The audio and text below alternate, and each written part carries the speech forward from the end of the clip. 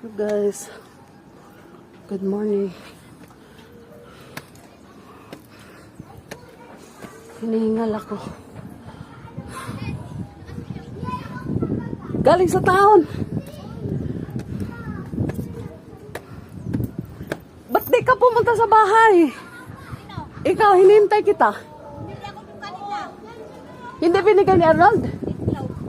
Sabi niya siya, delete ako. Pakapuntan sa Wala, iniwan ko doon eh. mamaya na. Ah.